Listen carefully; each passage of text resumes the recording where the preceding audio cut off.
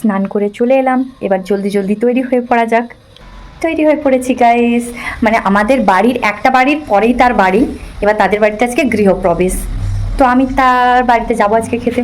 তো কী কী খেলাম তোমাদের সাথে অবশ্যই শেয়ার করবো, দেখতে থাকো কন্টিনিউ। তো এখানে আমার বোনও রেডি হয়ে গেছে, তো আমরা এখন চলে যাব জলদি জলদি ডিঙা পার পৌঁছে গেছি, ডিঙা পার করে দিয়ে খেতে বসে গেলাম। তো মেনুতে হয়েছিল অনেক কিছুই, স্যালাড হয়েছিল, আলু ভাজা, ডাল, পনির, মিষ্টি, পায়েস, অনেক কিছু। মিষ্টি খেতে কেমন লাগে?